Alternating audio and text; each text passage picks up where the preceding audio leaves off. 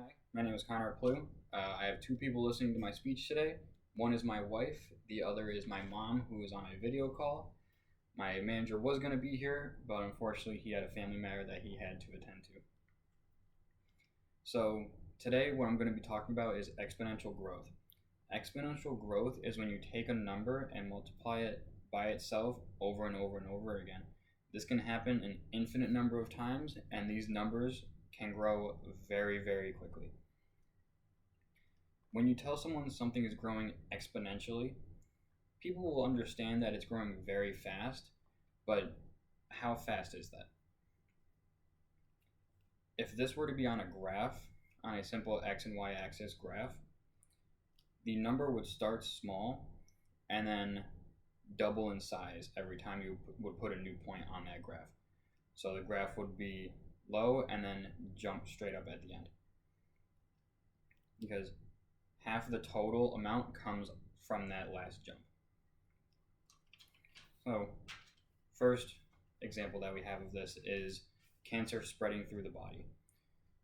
When a cancerous cell interacts with a healthy cell, it spreads the cancer very quickly throughout the body, and it's not an issue until it becomes a major issue. That's why we don't notice cancers sometimes in time. Next example that is a really good one that a lot of people understand is the age-old question of, would you rather have $1 million or a penny that doubles every day for a month? A lot of people that don't know this or have never heard it will immediately go for the $1 million because they know that that is a lot of money. But people who understand this and have heard this before will go for the penny that doubles. Because at day 15 of doubling the penny, you're only at $163.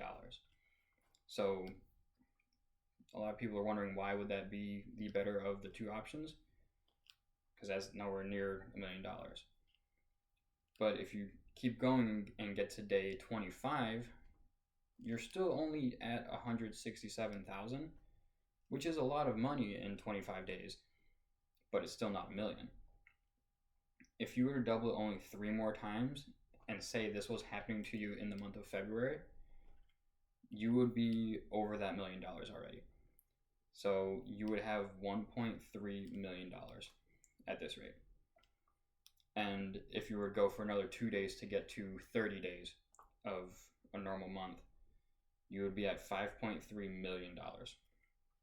So if anyone ever asks you this question, now you know that the penny is the better option. Another really good example is if you take a single piece of paper and double that, how many times would you have to do that to get that stack of paper to reach the moon? So this took a lot of number crunching, but if we were to double this 15 times, you would have 32,000 pieces of paper, which is about equivalent to 65 packages of copying paper. And if you were to do this only 5 more times, that would already jump up to over 1 million pieces of paper, and that would be about the length of a soccer field at 2,097 packages of paper. To do that only 10 more times after that, you would be well over 1 billion pieces of paper, and you would have well over 2 million packages of paper, and that would finally get us into outer space. Not quite to the moon yet, though. All we would have to do is to double it only 12 more times, so that on paper would look like 2 to the power of 42. That would get you 4 billion pieces of paper with the equivalent of,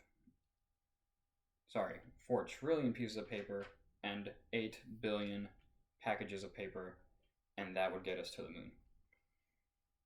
So, exponential growth is taking a number and multiplying it by itself over and over and over again until these numbers reach extremely high. And if it's a bad thing, that issue might not be seen until it's too late. But in money, you could become very rich very fast. Thank you for listening.